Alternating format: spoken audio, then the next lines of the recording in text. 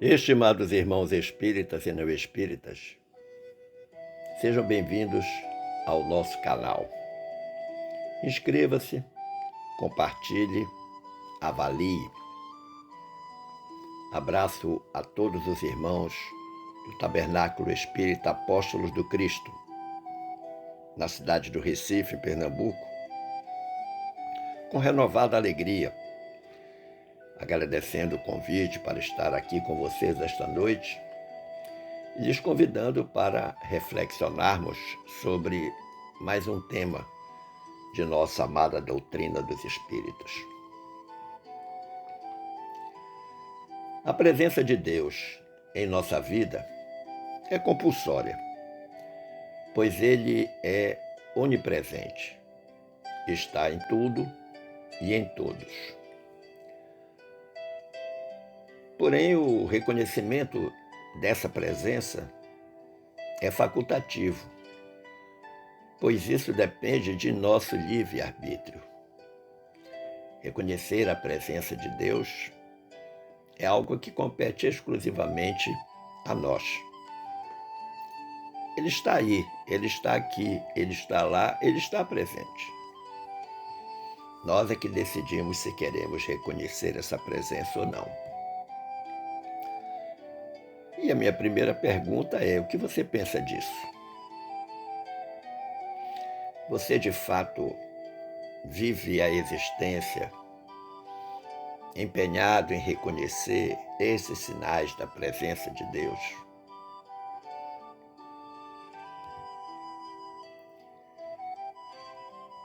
Para a gente conversar sobre o assunto escolhido, perto de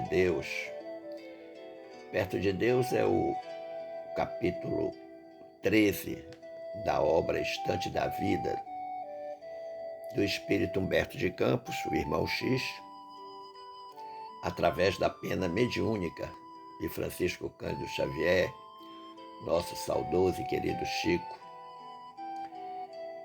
Então nós vamos conversar um pouco a partir deste capítulo 13 da obra Estante da Vida,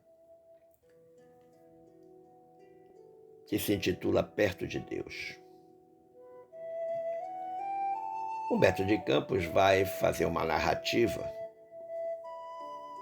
de uma conversa, de um diálogo entre uma criatura que estava prestes a reencarnar na Terra e um mensageiro divino. O irmão X começa dizendo: entre a alma prestes a reencarnar na Terra e o mensageiro divino, travou-se expressivo diálogo. Anjo bom, disse ela, a alma que ia reencarnar, já fiz numerosas romagens no mundo. Cansei-me de prazeres envenenados e posses inúteis. Se posso pedir algo, desejaria agora colocar-me em serviço perto de Deus, embora deva achar-me entre os homens. Reencarnada, a alma.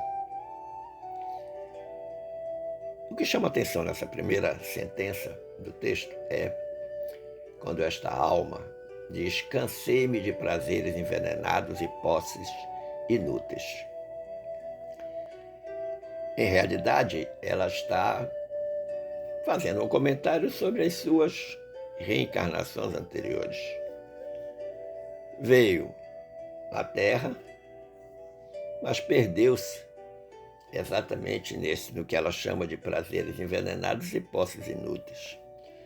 Muito provavelmente, em tudo que lhe aconteceu na existência, ela não buscou o verdadeiro significado, não percebeu a presença de Deus juntinho da criatura. Mas ela é humilde, é uma alma humilde, porque ela diz: se posso pedir algo. Então ela se coloca numa posição de, em se reconhecendo não merecedora, ela coloca a partícula C, humildemente, para ver se pode retornar à Terra ou não. Aí o anjo vai responder para ela: sabes efetivamente a que aspiras? Que responsabilidade procuras? Replicou o interpelado, o anjo. Quando falham aqueles que servem a vida perto de Deus, a obra da vida em torno deles é perturbada nos mais íntimos mecanismos. Então ele já faz a primeira chamada de atenção para ela. Ela quer voltar, quer estar reencarnada. E ele já chama a atenção dela em dois aspectos distintos. Primeiro, se ela sabe o que ela quer de fato. Segundo, se ela tem ideia que isso que ela quer vai implicar numa grande responsabilidade. E já alerta para ela que quando essa responsabilidade falha, tudo em torno da criatura se perturba.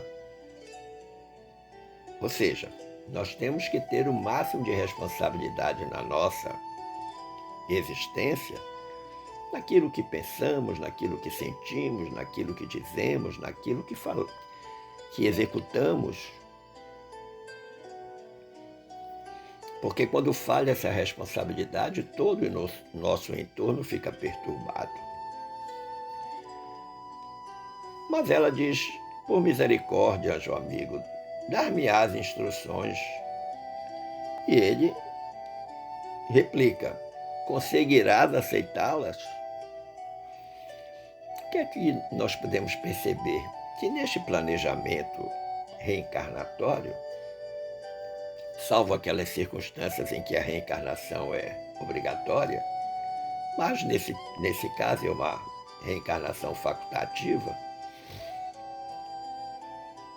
os bons espíritos que cuidam desse planejamento reencarnatório mostram todos os pontos possíveis ao reencarnante, para que ele de fato se sinta muito à vontade para saber se vai dar conta das responsabilidades que precisará assumir depois de reencarnar. E aí ela responde assim: espero, com o amparo do Senhor. Mais uma vez, demonstra ser uma alma humilde, porque ela tem esperanças de conseguir viver bem essa reencarnação que está pedindo, viver com justiça, com equidade, com amor, com responsabilidade. Mas ela não descarta a sua fragilidade humana e acha que a missão ficará mais fácil com o amparo do Senhor. Aí o mensageiro celestial diz para ela: o céu então conceder-te-á o que solicitas. Aí ela pergunta, movida por uma curiosidade, ela pergunta: posso informar-me quanto ao trabalho que me aguarda? Então ela estava curiosa em saber o que é que ia fazer nesse processo reencarnatório, nessa nova reencarnação. Aí o anjo diz para ela: por que estarás mais perto de Deus, conquanto entre os homens recolherás dos homens o tratamento que eles habitualmente dão a Deus. Homens aí está no sentido de humanidade, de seres humanos. Mas o que chama a atenção é o alerta aqui que o mensageiro celestial dá para ela. Porque estarás mais perto de Deus. A presença de Deus sempre em nossa vida.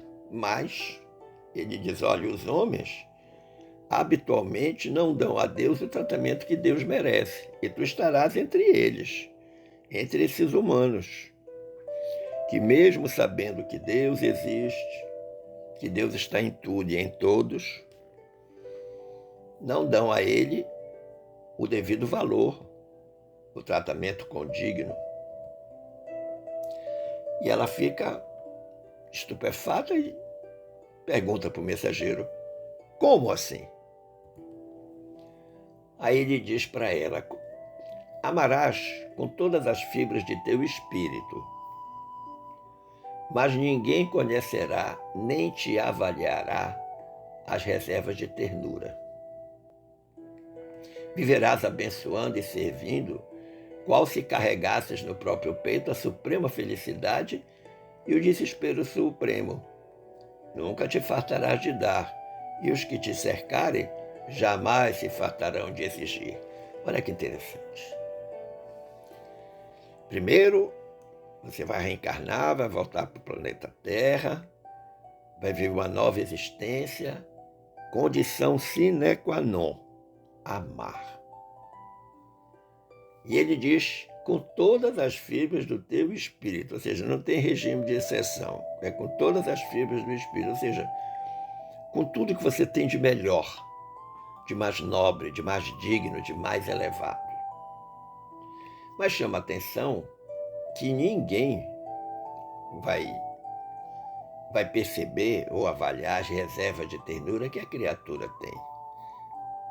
Ela não pode ter muito amor dentro de si mesma e não praticar esse amor. E aí ele diz como é que ela tem que se comportar. Viverás abençoando e servindo. Qual se carregasses no próprio peito a suprema felicidade e o desespero supremo. Está dizendo para ela, olha, em determinados momentos a coisa vai ser fácil, em outros momentos a coisa vai ser difícil, mas você não pode deixar de amar. E talvez amar com todas as fibras do espírito seja importantíssimo naqueles momentos difíceis, que ele chama aqui de desespero supremo.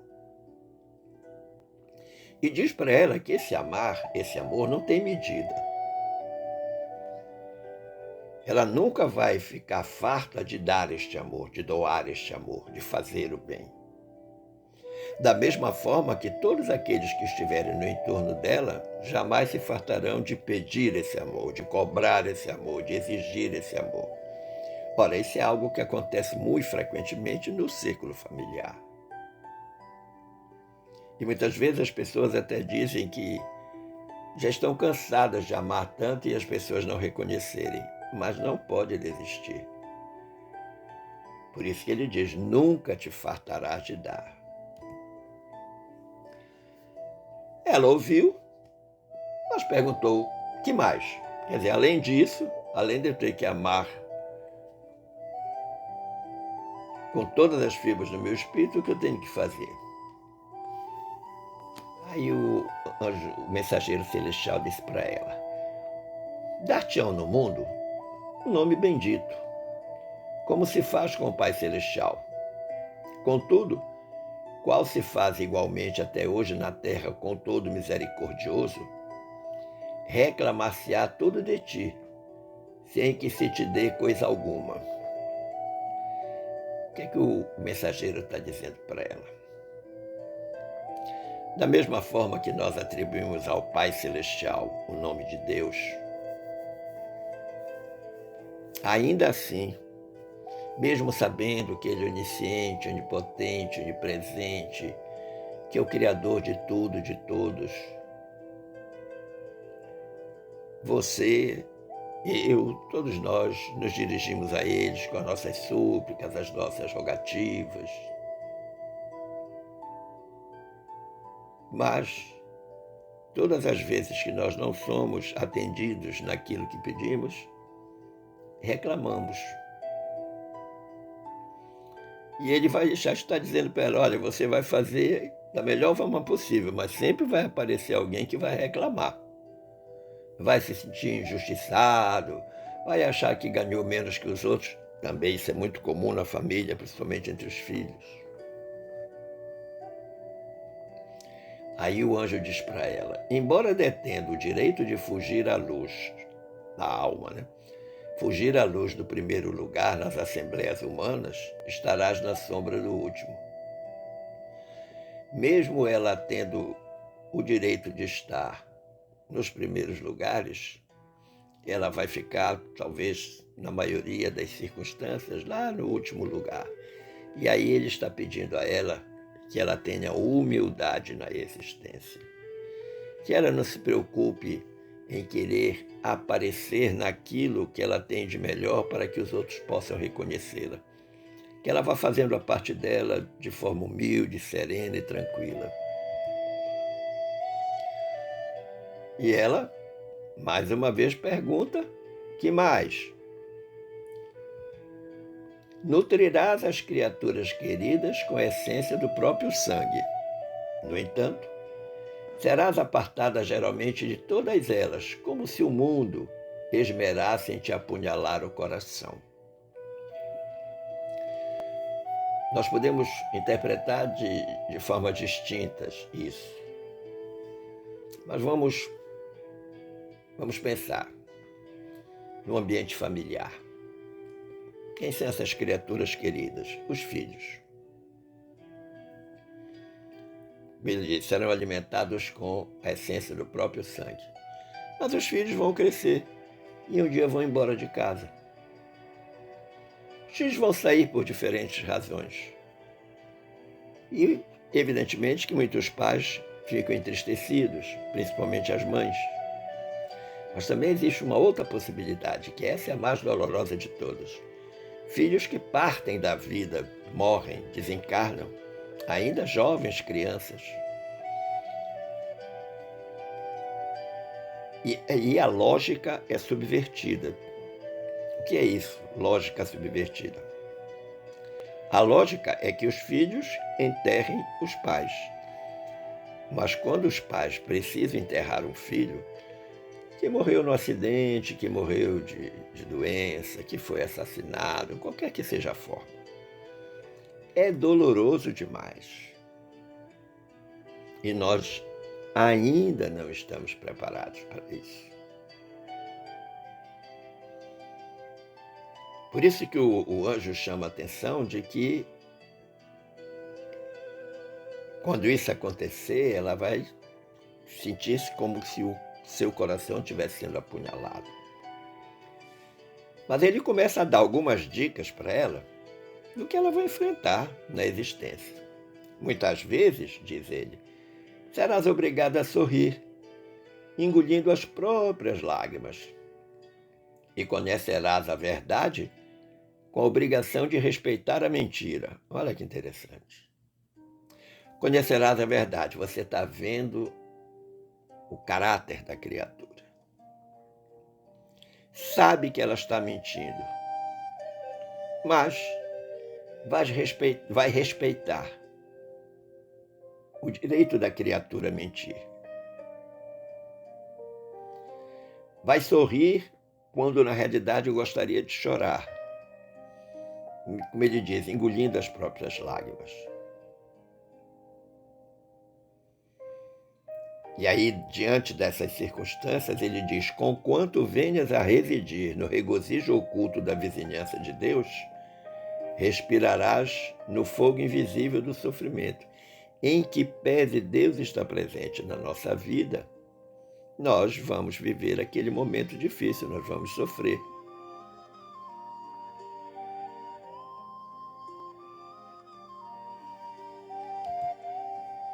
E ela torna a perguntar: que mais? E o mensageiro diz: adorarás as outras criaturas que brilhem nos salões da beleza ou nos torneios da inteligência. Então agora ela está saindo do círculo familiar e vai entrando no círculo social. Pode estar no círculo do seu trabalho, no círculo da sua religiosidade, dos amigos. Mas aí o mensageiro chama a atenção, colocando uma conjunção adversativa, diz: entretanto, raras criaturas, te guardarão na memória, quando erguidas ao fausto do poder ou ao delírio da fama. Olha, você vai ter muitos amigos, vai conhecer muita gente, mas é possível que aqueles que melhorarem de vida, alcançarem postos mais elevados do ponto de vista social, do poder mesmo, econômico, pode ser que essas pessoas se esqueçam de ti. E aí você tem que aceitar isso sem se desesperar. Produzirás o encanto da paz. Todavia, mas é uma conjunção adversativa, quando os homens se inclinem à guerra, serás impotente para afastar-lhes o impulso homicida. Isto é uma figura de linguagem. não podemos tomar ao pé da letra. Mas o encanto da paz é você, no convívio social, tanto quanto no convívio familiar, você procura levar as coisas da melhor forma possível. Mas, de vez em quando, as pessoas, os membros daquele grupo social ou daquela família se desentendem. E você fica com dificuldades de resolver aquela contenda que pode ser somente no campo verbal, mas pode chegar até as chamadas vias de fato, uma contenda física. Que o anjo aqui, isso é uma opinião pessoal minha, né? Exageradamente, diz assim: serás impotente para afastares o impulso homicida. Essa é uma forma que nós podemos entender essa sentença. Produzirás o encanto da paz, todavia, quando os homens se inclinem à guerra, serás impotente para afastar o impulso homicida. Em realidade, nós temos que estar preparados para todas as situações da vida, as de paz e as de guerra. E tendo sempre a mesma presença, os mesmos valores, para atuar nessas circunstâncias, tanto de paz quanto de guerra. E aí o anjo continuou dizendo: por isso mesmo, debalde chorarás, quando se decidir ao extermínio uns dos outros, e vês que te acharás perto do todo sábio, e por enquanto o todo sábio é o grande anônimo entre os povos da terra. Considero isso também uma figura de linguagem, não pode ser tomada exclusivamente ao pé da letra. É possível fazer a compreensão ao pé da letra? Sim. Quando a paz não consegue evitar a guerra. Mas também nós podemos pensar, olha, que o anjo está dizendo, olha, vão ter situações muito críticas, seja no grupo familiar, seja no grupo social, e que você vai ficar triste pelo que está acontecendo, vai chorar, porque vai ver as pessoas se digladiando, se magoando, se ofendendo, se exterminando uns aos outros. Significa dizer, matando um no outro um pouquinho a cada dia, com uma indiferença, com um xingamento, com uma briga, com uma forma qualquer de desamor. E lhe chama a atenção que a alma, esta alma que quer reencarnar, ficará mais entristecida ainda, porque ela sabe, percebe que Deus está sendo esquecido pelas pessoas. E ela pergunta: que mais? Ela queria reencarnar com todos os esclarecimentos possíveis. Aí o mensageiro celestial diz para ela: todas as profissões no planeta são honorificadas com salários correspondentes às tarefas executadas. Mas o teu ofício, porque estejas em mais íntima associação com o Eterno, e para que não comprometas a obra da divina providência, não terá compensações amoedadas. Quando eu li essa parte deste texto,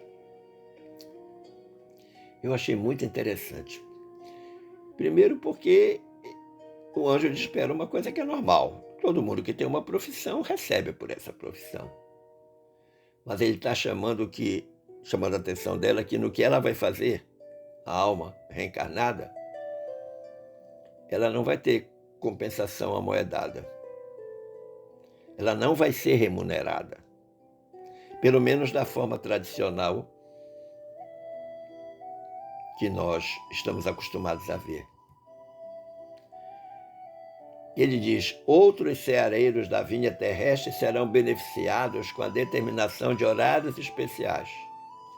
Contudo, já que o Supremo Pai serve dia e noite, não disporás de ocasiões para descanso, certo, porquanto o amor te colocará em permanente vigília. Está ficando complicado para a alma reencarnante. O mensageiro está dizendo: olha, muitos outros depois do trabalho vão ter direito a dormir. Situações haverá com você que você não vai ter direito a isso. mesmo reconhecendo que Deus está conosco e serve a todos nós de dia e de noite em todos os momentos.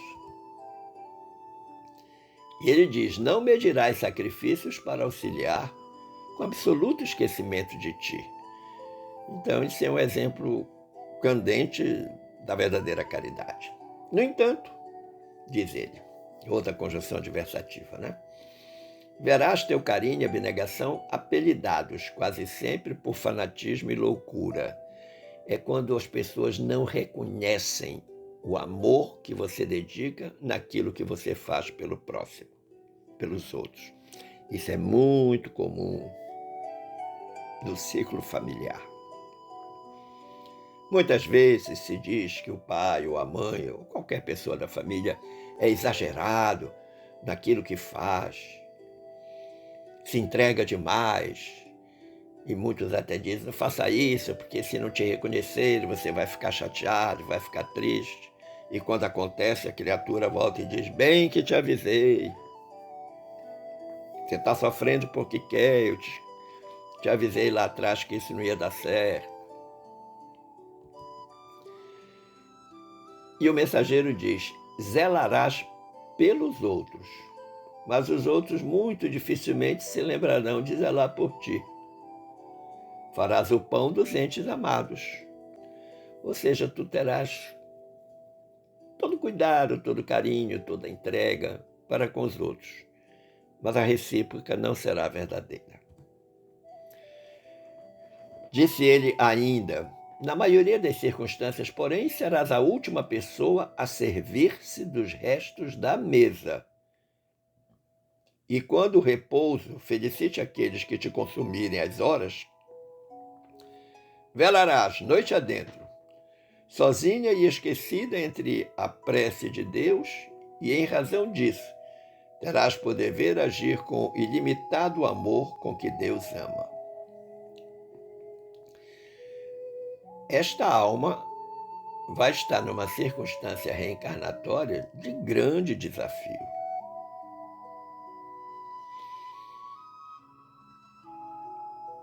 Podemos entender isso metaforicamente, mas podemos entender ao pé da letra. Ou seja, olha, lá na tua casa todo mundo vai comer e o que sobrar é que será o teu prato. Todo mundo vai ter direito a descansar, mas tu não terás direito a descanso. Mas ainda assim, deverás continuar a servir com imenso amor, o ilimitado amor com que Deus ama. Aí ela, emocionada, disse: anjo bom, que missão será essa? Aí, como diz o Humberto de Campos, o emissário divino endereçou-lhe profundo olhar e respondeu num gesto de bênção. Porque ela já estava intrigada de qual seria a missão dela quando reencarnasse. E pela descrição que o anjo havia dado para ela, não ia ser fácil essa reencarnação. Os desafios seriam muito grandes. E ela, emocionada, mas ao mesmo tempo esperançosa, pergunta para o anjo que missão vai ser essa.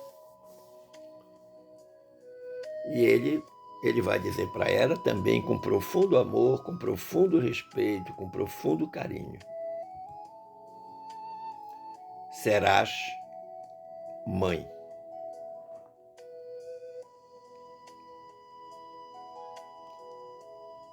Meu amigo, minha amiga, no próximo dia 6 de março, nós comemoraremos o Dia da Mulher, 8 de março, melhor dizendo, o Dia da Mulher.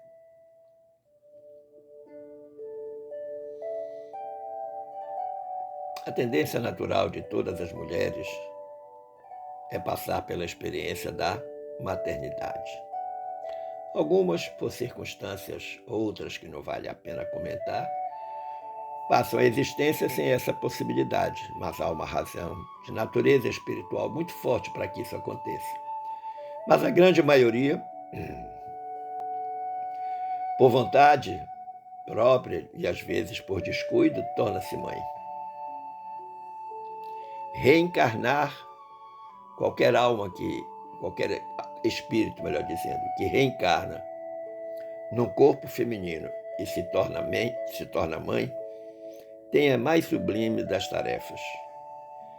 E seguramente vai passar por tudo isso que o mensageiro celestial explicou para esta alma que desejava voltar à experiência terrena.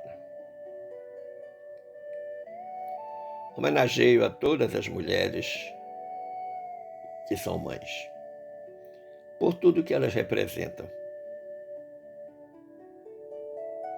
pela disponibilidade amorosa com que cuidam da família, com amor, com responsabilidade, com dedicação, com carinho, com entrega, tornando-se um espelho de bons exemplos. E muitas vezes sofrendo ingratidões amorosas, mas sem nunca perder a esperança de que Deus continua com ela. Agradecendo o carinho da atenção e das boas vibrações dispensadas, eu desejo que fiquemos todos em paz com Jesus. Um forte abraço.